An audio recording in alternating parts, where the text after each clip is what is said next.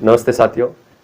धरण के बारे में आपने बहुत बार सुना होगा कि किसी इसकी धरण डिग गई, बच्चे की धरण डिग गई या बहुत सी महिलाओं की धरण डिग जाती है।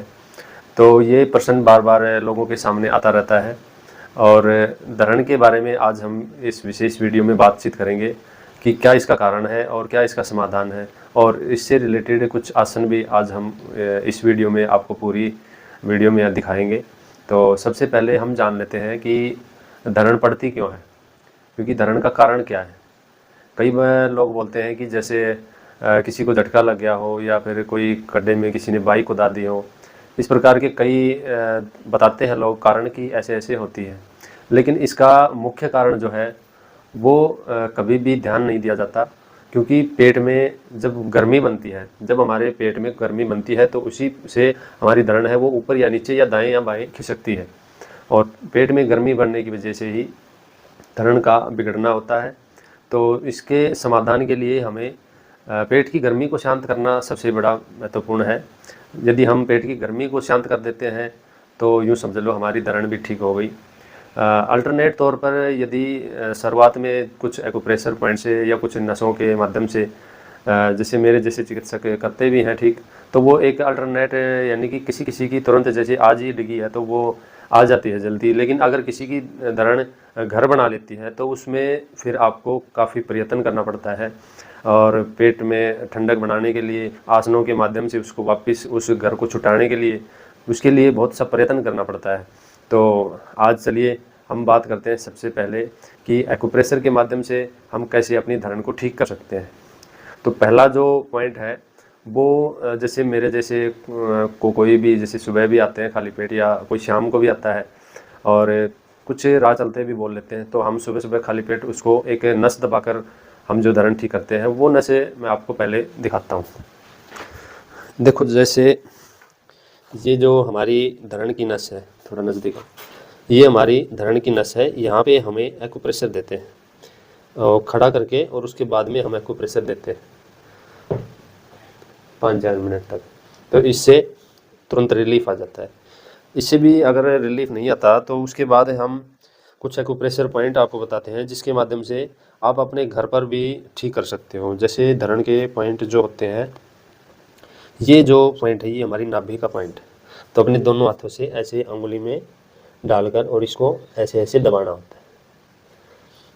ऐसे ऐसे आप 15 से 20 बार करोगे तो धरण अपनी जगह पे आने का प्रयास करती है।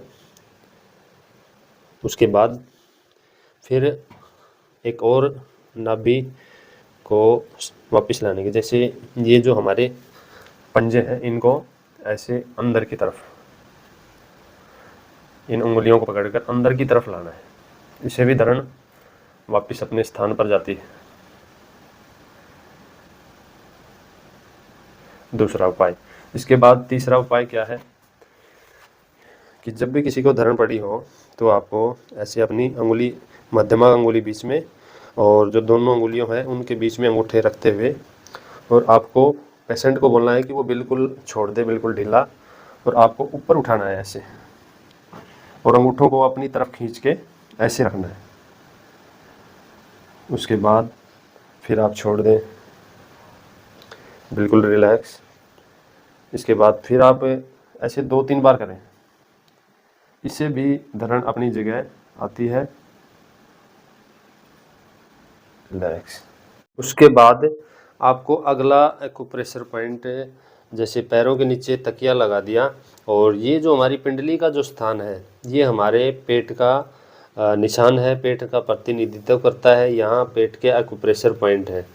तो आपको क्या करना है, ये एक ऐसा कोई भी बेलन या कोई भी ऐसी चीज़ लेकर, तो उससे आपको ऐसे ऐसे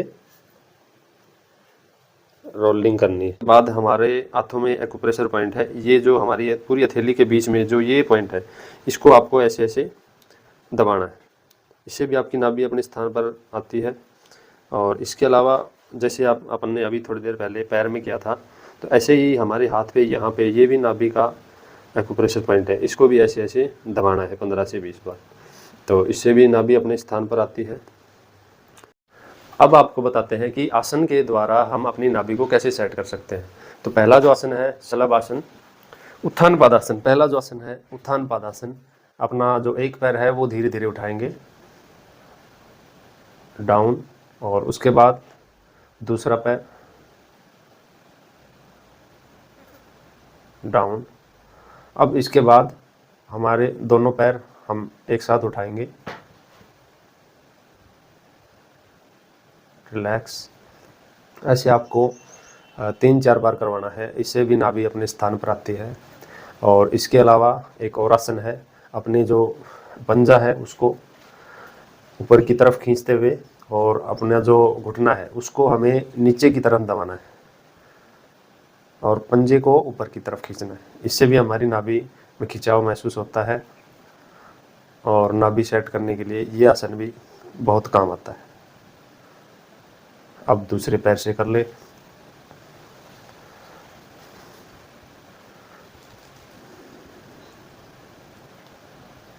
ये ऐसे।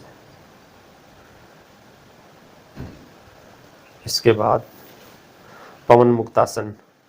पवन मुक्तासन से भी हम अपनी नाभि को अपने स्थान पर लाने का प्रयास कर सकते हैं।